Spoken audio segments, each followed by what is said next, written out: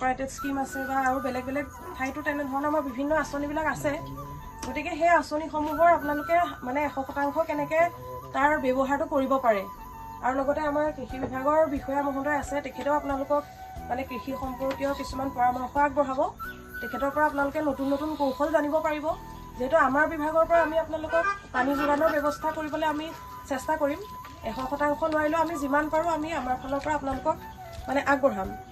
আৰু সেইমতে আপোনালোকে কৃষি বিভাগৰ বিষয়াৰ পৰাও যদি কিবা আপোনালোকৰ জানিব থাকে, তেওঁ আপোনালোকক নতুন আজিকালি যিহেতু নতুন নতুন প্ৰণালী আহিছে, তেওঁলোকৰ লগত বিভিন্ন আঁচনি আছে, তেওঁলোকে সেই বিষয়ে আপোনালোকক জনাব।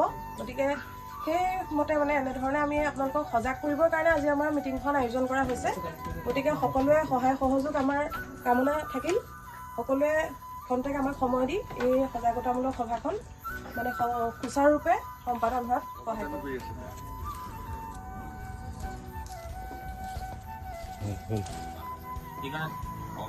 যিহেতু সেইটো এটা বাৰিষা খেতি, তেওঁ সেই সময়টোত অন্তত মে' জুন মাহৰ যদি পানী নোপোৱা এটা মাটি চিলেকশ্যন কৰিব লাগিব।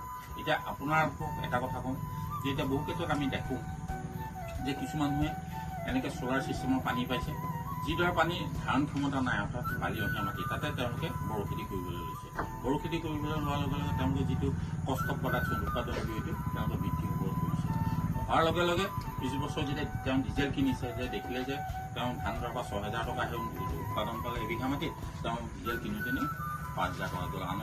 অন্যান্য আনুষংগিক কথাখিনি আছে। তাৰপিছত হ'ব কি, তেওঁ অন্য মানুহজনক ক'ব যোৱা বছৰ মই কৰিছিলোঁ, মোৰ খেতিডৰা এনেকুৱা হ'ল, মই লাভ একোৱেই নাপালোঁ, মোৰ পকেট গ'ল।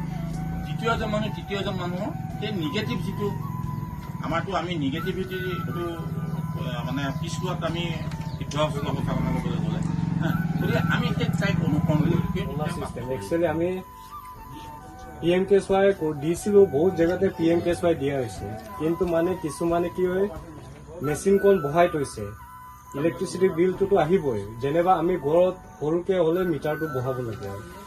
যদি মিটাৰটো বহাইছে তেনেহ'লে মিনিমাম চাৰ্জটো আহিব।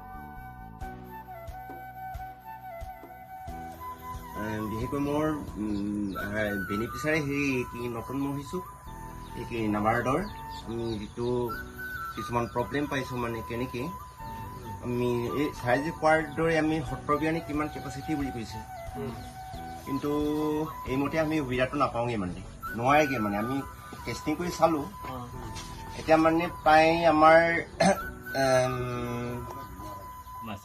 আপোনাৰ যিখিনি স্কিমৰ কথা কৈছে সেইখিনিতে আমি ছেকেণ্ড ফেজটোতো গ'লেগৈ, থাৰ্ডো গ'ল, এতিয়া ফ'ৰ্থ ফেজত সেইটো সোমাই আছে।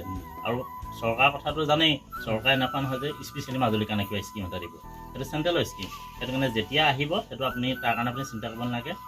অলৰেডি আপুনি এপ্লাই কৰি থৈছে, যেতিয়া আহিলে পাব।